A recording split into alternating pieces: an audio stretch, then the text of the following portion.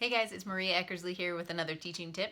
This week's tip focuses all on how to get the students in your class to use their scriptures a little more effectively. So I've got two big tips for you to kind of help kickstart scripture reading in your class.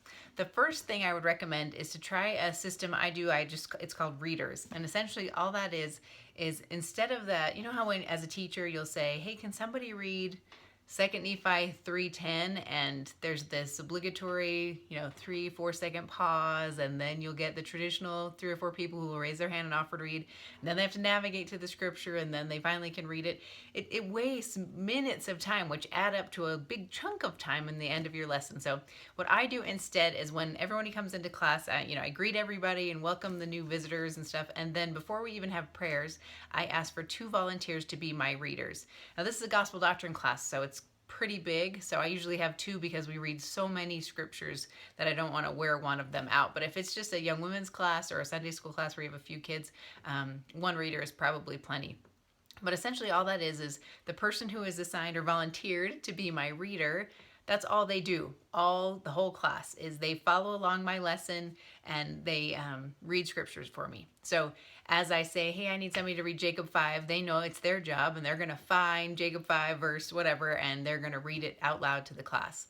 The kickback to them that I promise up front is that if you are a reader for me, I will never ask you to interpret that scripture. So I will never turn around and say, "John, thanks for reading that. Now, what did that mean exactly?" Because it's really hard to be someone who reads the scripture, without any practice and then be able to interpret what that scripture meant. So that's my promise to my readers, is that I will never turn around and ask them a direct question back. I also don't ask them to do the opening prayer or the closing prayer. So especially in youth classes, it becomes kind of a coveted spot because they know if I'm a reader, all I have to do is read. I'm not going to have to answer any tricky questions. They always can. If they want to offer comments or whatever, they can. But I've really found that separating out reading the scriptures and commenting on the scriptures really helps both parts of the class. The person who is the reader is able to relax and really just dig into the scriptures. The people who are not the reader are able to just hear it and not stress about having to find it, reading the words correctly, pronouncing things right. They're really just able to think about what the scripture was saying and be able to comment on what they think.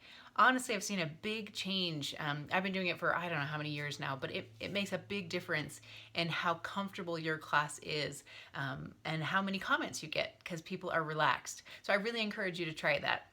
The second big tip I have for you is to not assume that your students know the scriptures very well. Most people, in fact, a lot of people didn't get a chance to go through seminary.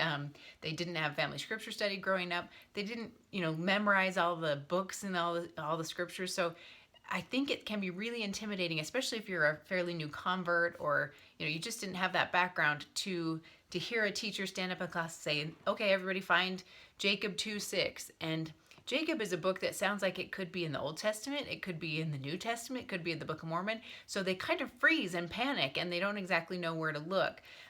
And so then they'll automatically retreat from being engaged in class. So I found it really helps to give them a cheat sheet to help them navigate their scriptures. Whether or not they need it, it's great to have it in there. So what I've got on the blog today is this simple free printable, and all it is it's kind of like a bookmark, but instead it stays, I have it taped to the front cover of my scriptures, and all it is all the books of scripture, but instead of having them table of contents style, so by number, they're alphabetized. So all you have to do, if I hear, okay, she wants me to find Jacob, I can look through, okay, Old Testament, it's green, I go to the J's, nope, not there.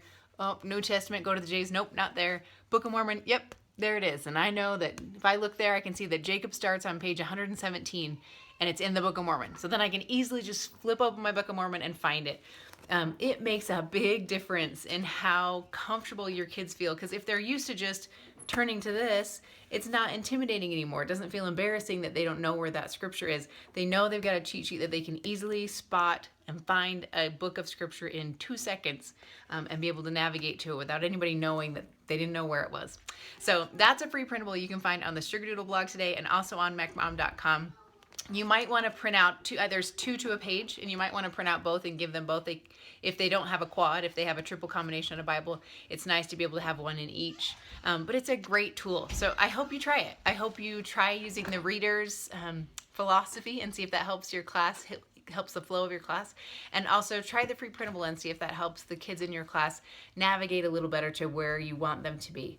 And then let me know in the comments area. Let me know if you found any change. So I encourage you to try it, and then I will be back next Monday with more tips. Thanks so much, guys.